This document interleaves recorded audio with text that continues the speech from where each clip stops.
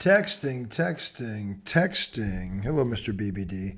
Welcome back to the Sack on a Freestyle Friday. The highly questionable one, RJ Miliaccio, flying solo this evening. The redoubtable one is still on the weather, on the mend, whatever. He had a date on Wednesday and has never recovered. But guess he was up till 5 a.m. Yesterday morning. But we'll see him back soon. Hopefully he's doing better. So welcome back to IDD. For those you know, I don't disagree. It is All-Star NBA Weekend, Segment 1, all things basketball. Look, I don't know where you've been the past 48 hours, but if you've been on planet Earth, then the name Caitlyn Clark, I'm sure, has come across your feed at some point. Kudos to her. Shout out to the senior guard out of Iowa, fourth-ranked Iowa, I might add, who broke the all-time scoring record that was held by Kelsey Plum. By the way, she didn't break it. She just obliterated it. She came in needing 7 points to get it. She got 8 in the first 3 minutes of the game, including a logo 30-plus footer crossover right to left three-pointer that just sent that place and the college basketball world into chills, and deservedly so. For my stuck up their ass, backwards ass, fucking living in the 50s male counterparts who don't think women can do anything athletic, I would submit to you, you need to watch this girl. Because I can tell you, and I said it tonight at a birthday party, by the way, happy birthday, Ashley. We were at a party tonight for my fellow coach Lawton Luntz and his wife, Ashley Luntz. She turned 40. She has crossed over to midlife. God bless you. Happy birthday. But they were talking about it at the party, and they should be. Because Caitlyn Clark, who needed a mere 7 points to break this record, had a single-game record, 49 points and 13 assists to prove she isn't a ball hog. As Iowa won, they beat Michigan 106-87, or 89 rather. They're 23-3 on the year, and they have a legit shot at a national title. But more importantly, she broke the all-time record that was held by Kelsey Plum at 3,527 points. Right now, Caitlyn Clark stands at 3,569 points. And just to put this in perspective, America, she is a mere, I think it's 95 points away for you male chauvinist pigs out there. She's a mere 95 points away from breaking a record that people thought was insurmountable.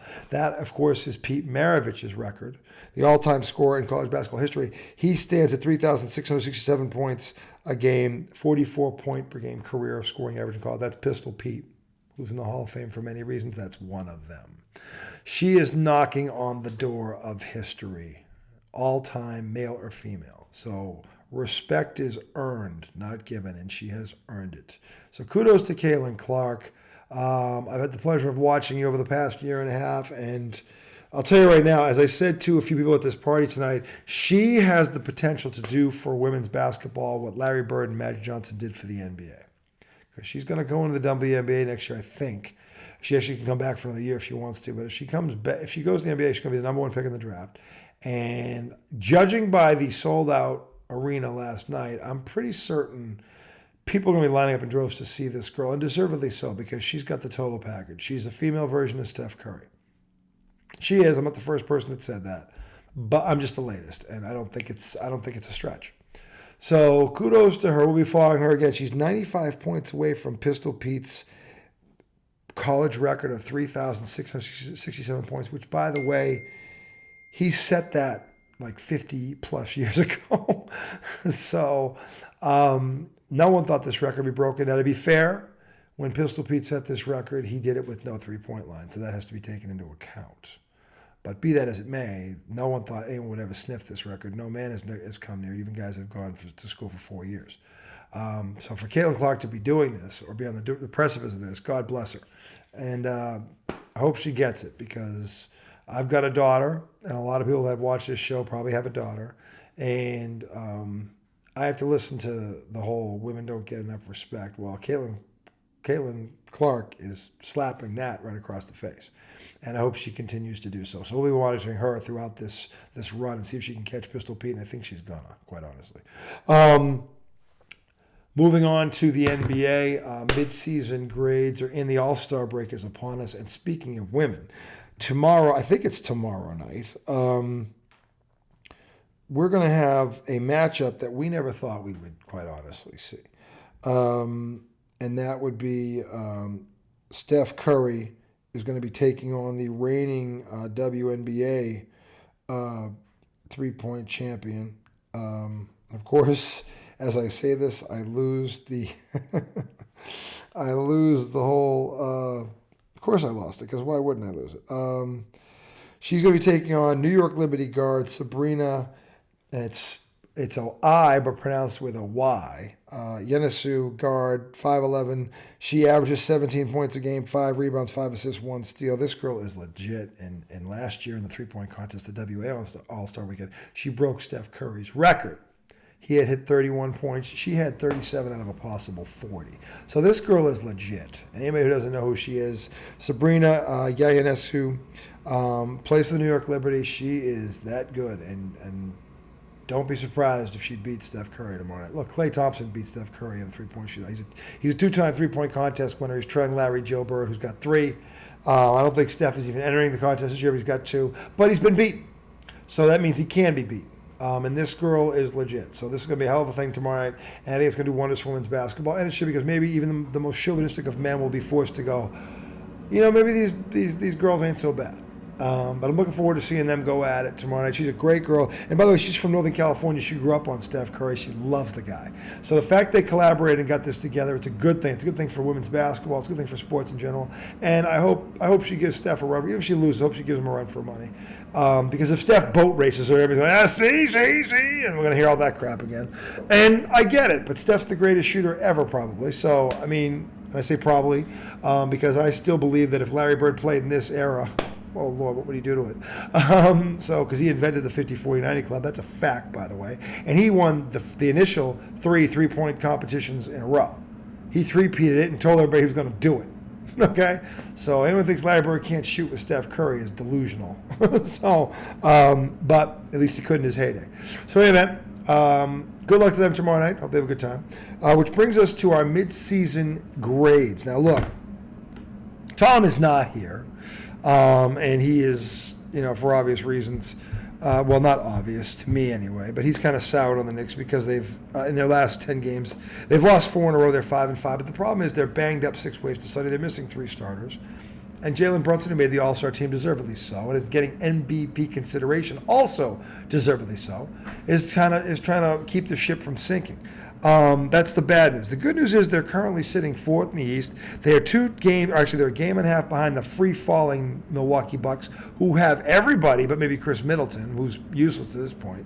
And they're in a free fall. They've lost 7 of their last 10, including a loss the other night to the hapless, helpless, listless Memphis Grizzlies, who are missing Ja Morant and Marcus Smart and everybody that matters. And Milwaukee laid another egg. They are 3-7 under Doc Rivers. And let's be real, it isn't Doc Rivers' fault, because it was never Doc Rivers' fault, just like it was never Adrian Griffin's fault, just like it wasn't the coach who won a championship with them that they fired prematurely. It wasn't his fault either. These guys don't play defense. You get rid of Jrue Holiday, who's the head of the snake, and replace him with a guy who can shoot a lot of threes, but he can't guard a chair. So if he has an off shooting night, he's still going to give up those points on the other end, and they didn't understand this. So Milwaukee is currently sitting at 3rd, and they're 8.5 games behind the Celtics. And they're looking up at them at the Cleveland Cavaliers, who have whiffed past them also. So we're going to go through. I'm going to give you the grades, top 6 in each conference, contenders. I'm not going to do everybody, contenders. So we'll start in the Western Conference. Right now, in the 6th spot, the New Orleans Pelicans, who are 33-22. They are 6 games out of the top spot. Look, Zion is healthy. He's playing well. And they look like a dangerous team. They got 3 20-point scorers. They're young, they're talented, they're athletic, and if they can stay healthy, they're not going to be a team people want to see. I give them a B+ right now because they're in a good spot. They're in a loaded Western Conference, and if we're being honest, they should be 5th because the team that's 5th has got the same exact record as they do. It's the Phoenix Suns. The Phoenix Suns get an incomplete, and I say that for one reason. Bradley Beal has been a ghost. You've probably seen him 7 or 8 times all year, maybe 10. I don't know. At least I know that he's played probably more than that. That's all I've seen him on TV if he's played. They're 33-22, so we don't know what they are yet. So I'm giving them an incomplete because it is my hope that these guys string some games together, these being Booker and Kevin Durant and him together in the second half, and maybe they can make a run. Because from an offensive standpoint, there's no reason why they can't. They can score with anybody. I do question their defense, though. So to me, they get an incomplete. The fourth seeded team right now is the defending world champion Denver Nuggets. They are just 2.5. Actually, I'm sorry, they are 3 games out of the top spot. Now look, to be fair, they're the defending champ. They've got a bullseye on their back the size of my house. So they're getting everybody's best punch. The fact they're just 3 games back, that's not bad. Their bench is not as good as it was last year. A couple of the veterans left, and they've got younger kids coming off. So I don't think they're as deep as they were last year. That's a problem. I give them a B, solid B right now, because they are in striking distance. But, I mean, on paper, when the season started, they were the best team in the West, and they're currently in 4th. Third place team, LA Clippers, A, for one simple reason. They're finally healthy. That team hasn't been healthy in a decade, for crying out loud. When Doc was there, and it was Lob City, and they had all this talent, they couldn't stay healthy. And when they did, they underachieved. But they haven't been healthy for the most part. Kawhi Leonard is healthy for the most part. Paul George is healthy for the most part, knock on wood. Russell Westbrook continues to be the Energizer Bunny. And they've also got James Harden, who has blended in well with the talent around him. And they are a legit threat to come out of the West. They sit just 2 back of the top spot at 36 and 17. The next 2, Oklahoma City Thunder, Minnesota Timberwolves, they're both getting A's because no one thought these 2 would be sitting at the top of the Western Conference after 50-plus games. They're both young, they're both talented, and they both don't seem to give a shit. Okay? Meaning they're not afraid of anybody. Now, is that going to translate in April, May, and June? I don't know. That remains to be seen. But I do know this. They've got home run hitters. They've got talent. They've got youth. They've got energy. They've got some depth. I don't think either one should be taken lightly. But again, the lack of experience is the one question mark. They've got to prove it in the postseason. But from a talent perspective, they've got the goods. So we'll see how that works itself out. To me, Denver is still the team to beat, and the Clippers are a close second because of their experience. The 4 guys I mentioned in LA are all well over 30. Kawhi Leonard's got 2 titles. Westbrook's been to a final. Paul George and Harden have been to conference finals, I believe. So they don't lack experience. Their thing is, can they stay healthy? Denver's got the goods. They've run the gauntlet. They took care of LA in 4 straight last year. So if they're healthy come postseason, don't write the Nuggets off by any stretch. But these 2 teams, Minnesota and the Thunder, by the way, Anthony Edwards, Minnesota guard, dare I say it, shades of Michael Jordan. I'm going to throw it out there. If you think I'm nuts, go watch that kid play. Because not only does he have it physically, he's got it up here. He's got that killer mentality. He's a dog. Okay, he's got a little bit of Jordan in him, and I don't just mean athletically. He's got all that too. But he is the real deal, and not to be taken lightly. So he, to me, gives Minnesota the best chance of doing something they haven't done since Kevin Garnett, which is get to the conference finals. So that's the Western Conference. Moving on to the East, which I'm sure most of you are Celtics and Knicks fans. 6th-seeded team, Indiana Pacers. I give them a B. Now, again, I don't know how people thought they'd be in the 6th. Offensively, they're the top of the league, but they still can't stop a nosebleed. And until they prove they can, I can't take them seriously in terms of playoffs. They might win a round, but I'd be shocked if they got past the second round, because at the end of the day, they can't guard anybody. And if you can't get stops when you have to, when you have off shooting nights, you're going to go home. And in the second round, every team left in the second round is the top 8 teams in the league. None of those teams are flukes. So you have an off night, you're going to lose. Not you can lose, you're going to lose. So I give them a B. Philadelphia, who is 5th, they're in a free fall. They've lost 7 of the last 10. Of course, Embiid has been out. That's the real reason why. And he looks like he's going to be out for a while. Philly has a decision to make. And by the way, I give them a B because if he wasn't out, they would be higher, because they were higher and then he got hurt. They were 3rd and then he got hurt. Now they're 5th. You can't replace that guy. He's the league MVP, and he was the front runner to go back-to-back before he got hurt. So it's not fair to ask Philly to next man up it, because you're not going to next man up the league MVP. That's fucking ridiculous. Anybody tells you different has their head rammed up their ass. Or you're a child and they're your parent lying to you, because that's the only lie that a parent would, I think, would try to tell you. Oh, well, they can back. No, you can't replace that guy. You can't replace that guy. So that'd be like, Denver losing Jokic or Boston losing Tatum, any of those guys, so that's where he is, okay, and justifiably so. So Philly, to me, they get a B because of their circumstance. 4th seed, New York Knicks, A. Tom's not going to like that. Hey, I give them an A for one reason. They are severely undermanned right now. But they're going to get their people back at some point. And the trades they made before the trade were awesome. They turned that team into a legit team. They play defense. They share the ball. Jalen Brunson is a legit NBA candidate. Randall's an all-star. And Tibbs was the architect of the Celtics defense back in 08, which is the defense I said was the best defense I'd seen in the last 25 years, and they were. And now Tibbs is coaching this team, and as a team, when they get healthy, watch out. The Knicks are for real. So I give them an A. Yeah, they're treading water right now, but they're in the 4th spot. They're in striking distance of as high as the 2 seed, and it can happen. Okay? The 3rd seed, Milwaukee Bucks, F. F. Flat out fucking F. Okay, all offseason, all I heard about was this trade that sent Dame Time to the Greek Freak. And, everybody's going to bow down and yield heels and all over. Those two, give me a fucking break. And again, it's not their offense. They are one of the worst defensive teams. Now, since Doc has taken over, to be fair, they have gone from a lower 5 defense to a top 12 defense. So he has made them, they have improved in that area. However, their offense has fallen off a cliff, which to the life of me I can't get because Dame Lillard and Giannis are both still out there. So I don't know if that's Doc. I don't know if that's them. They're so focused on defense. I don't know what it is, but their offense should not have fallen off a proverbial cliff. But losing last night to the listless, hapless, hopeless, rosterless Memphis Grizzlies, a game they should have won, tells me that those players, this isn't Doc's fault, but these players are not being held. He's trying to hold them accountable, but they're not holding themselves accountable. And until they do, they got no shot. They're in F. I know they're in 3rd place. I know they're 35-21, but they're 8.5 back of the Celtics. People thought they'd be neck and neck. They're 8.5 back. And this break couldn't have come at a better time for them because that team needs to take a week and go put their head in the sand and think about who they want to be.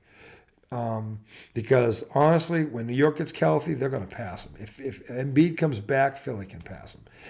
Indiana beat them 4 times. That's the 6th seed. They don't want to see Indiana either.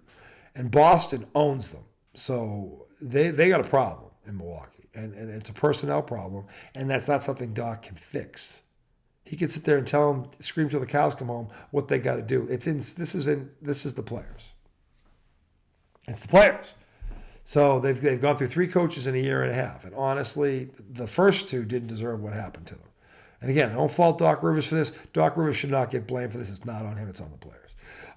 Next up, the number 2 surging Cleveland Cavaliers, who have won 9 out of 10. A. No one thought they'd be this high. Donovan Mitchell is playing like an MVP. They are dangerous. They're young, they're talented, and they got a legit leader. Now, again, he did this before in Utah, and they fizzled out in the playoffs. But he's a little older now, a little more experienced. And I don't know how good they are defensively. That's my one question for them. I know they can play defense. They're not Milwaukee, let's put it that way. But they are dangerous in that regard. I don't think they're deep enough or have enough firepower to overtake the Celtics. But things can get interesting because Mitchell is a home run hitter. And if you're in it, he can win it. So we'll see. But they get an A right now because they're in 2nd place. Okay, and they've won 9 out of 10. They're the hottest team in the league. Which brings us to the Boston Celtics. Look, I've badmouthed Mazzulla for his chuck it and duck it offense rather. The bottom line is they have won 6 in a row going into the break. They won by 50 the other night on a back-to-back with a team they knew, and they did it without Jaylen Brown, without Al Horford. They won by 50. Jason Tatum is an MVP candidate. He should be. If what I'm hearing is true and what's happened in the past is being held against him, that's bullshit. Because the league MVP is a regular season award, and you can't hold it against him if you're not holding any. If you're holding against postseason performance against Joel Embiid, who won a league MVP, you can't hold it against Tatum. Tatum's been to a final. Tatum's been to 5 conference finals. Joel Embiid has been to neither, and he's got a league MVP. So that's a load of shit. So he should be getting more consideration. Stephen A. Smith is right about that. But Boston is 43-12. They are 26-3 at home, and they have a +10 differential, which is the highest in the league. Okay, so you can't argue with that. They developed the bench. This is the one thing Mazzulla has done, because Pritchard and Hauser and Horford, they've got legit, and throw in Cornette. They're legit 9 deep. Whether you want to believe me, they are 9 deep. They are, and they're close to being 10 deep. And if he keeps playing this bench, going to pay dividends come April. So the other night, for Christ's sakes, in that 50 points, Peyton Pritchard had 28 points off the bench. So, And Brooklyn isn't good, but they're not the worst team in the league. They're not even close. So I give them an A for now. They are 6 games in front of the nearest team. That's Cleveland in the East. They are 4 games in front of the nearest Western contender. Look, it's Boston's to lose, and I said that from day one. If they are healthy, come April, May, June, they should win this championship. They should raise banner 18. If they don't, barring injury, it's going to be on Missoula's head, because this is the most talented team they've had since 2008. I shit you not. Kristaps Porzingis and Jrue Holiday were upgrades at 2 starting positions. No other team in this league upgraded at 2 starting positions in one offseason. The Celtics did. Holiday's an upgrade from Marcus Smart, and Porzingis is a clear upgrade from the Time Lord, who's out in Portland right now, out for the season with another injury. Porzingis is 27 and 2 blocks a game, and he's the third wheel, and he's loving it, and he's playing like it, and what he's done for Tatum and Brown cannot be measured. Derek White should have been an all-star. Him and Jrue Holiday are the best backcourt in the defensive backcourt in this league. And when they get after it, they can lock people down. And that's where Boston's going to have to hang their hat. And this is where we're going to find out how good a coach Mazzulla really is. Because if he doesn't lean on this defense, and it's chuck and duck, and they lose, he's going to get fired. And he should. Because he should win the championship with this team. Barring major injury, if they're healthy come April, May, they should win the championship. If they don't, Mazzulla needs to be gone, because he'll have blown it 2 years in a row. So that's where Boston is. I commend them for the first half of their season. They've closed with a 6-game win streak. They're leaps and bounds above everybody else, and they're healthy. They're right where they need to be. So take the week off, get rest, get ready, get 30-something games left, and start the second half fresh. So I'm keeping my fingers crossed that they're going to keep it to the 30-20, meaning 33s a game, 23s a game. If they do that, good luck trying to beat them in a 7-game series. I don't think it can be done. So we'll see. That's going to do it for segment 1. We come back segment 2. Kyle Shanahan. Oh, Lord. Kyle Shanahan. Kyle Shanahan. We'll talk about that in segment 2. An unnecessary firing, to say this least. I have not heard one professional analyst that is okay with this move. So the question is, what is Kyle Shanahan doing? And more importantly, what the hell is John Lynch doing letting this happen? We'll talk about that in segment 2. Plus, we have the Giggle Smoke Guarantee and preview the college basketball weekend. See you very, very, very soon.